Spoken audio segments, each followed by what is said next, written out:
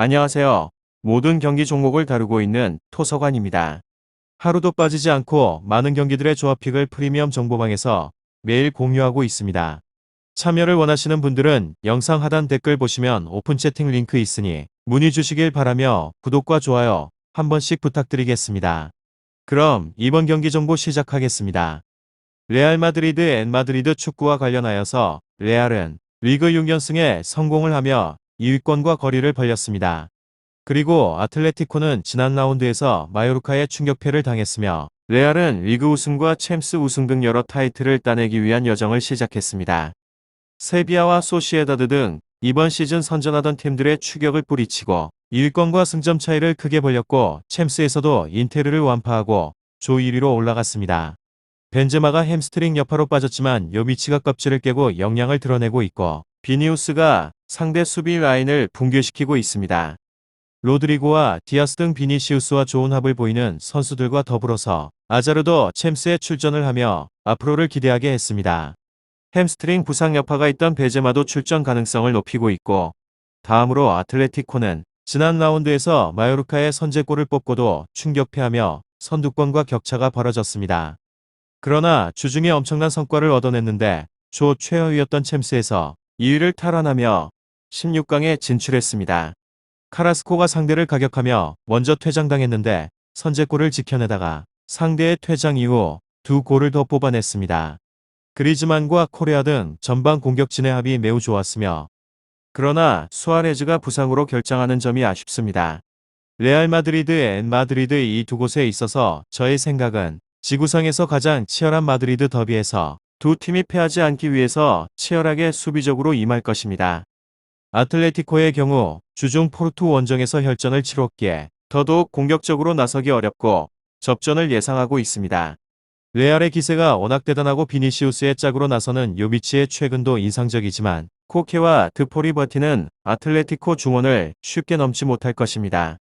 벤제마가 부상 여파로 100%의 몸 상태로 나서기에 어렵다는 변수도 감안을 해야 하며 두 팀이 90분 내내 치열하게 부딪힐 것이기에 승점을 나눠 가질 것 같습니다.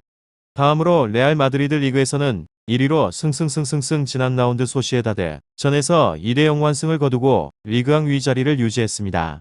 주중 챔피언스 리그 조별리그에서도 수월한 승리를 거뒀습니다.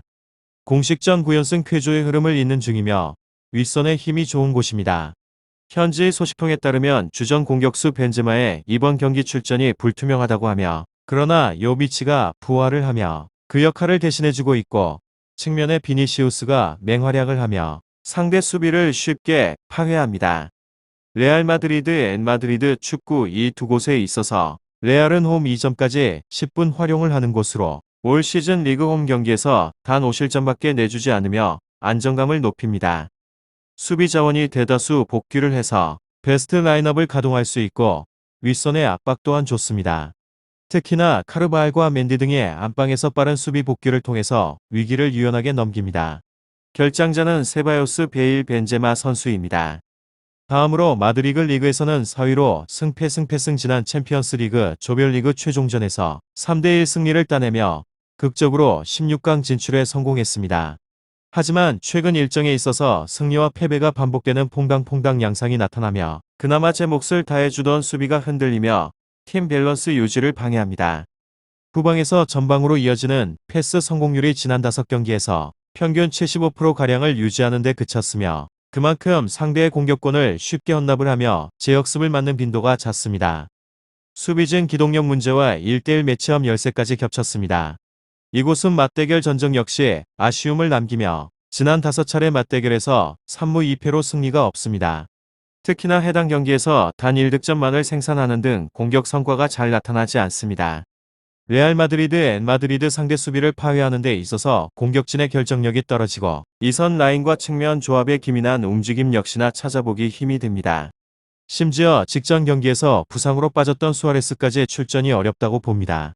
결장자는 히메네스 트리피어 브리살리코 수아레스 선수입니다. 다음으로 레알 공격 전개 중심은 여전히 비니시우스 로드리고 조합의 측면으로 꾸준하게 경기에 출전을 하고 있기에 혹사 논란이 있지만 대체 자원 활용을 통해서 체력 안배를 시도하고 있는 중입니다. 크로스 모드리치 중원 조합의 득점 지원 빈도가 증가를 하고 있으며 중원에서 수비적 역할을 수행하는 카세미르의 경기력 회복과 함께 알라바 밀리탕 중원 수비진의 안정감 개선을 더해서 상대 공세에 효과적으로 대응을 하고 있는 중입니다.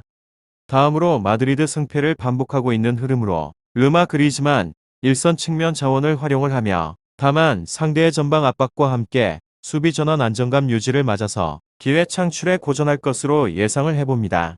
최전방 자원 수아레즈는 최근 리그 3경기에서 무득점으로 카라스코 요렌테의 이선 측면 조합의 수비 기여는 떨어진다는 점입니다. 상대 공격, 전개 중심에 있는 측면에서 부하를 가하기는 어렵다는 점으로 쉬운 측면 공간 허용으로 인해서 위기를 반복을 할 것이 유력하기 때문에 실점에 대한 가능성을 열어놓은 접근을 추천해드리고 싶습니다. 오늘은 레알 마드리드, 엔마드리드 축구에 대해서 알아보게 되었는데 더 궁금하신 사항에 있어서는 이야기를 통하여서 궁금증을 해결해 보시길 바랍니다. 유익한 정보가 되셨다면 구독과 좋아요 한 번씩 부탁드립니다. 그리고 최종 조합과 정답치는 항상 프리미엄 정보방에서 항상 공유하고 있으니 참고해 주시고 이번 영상 마무리하겠습니다.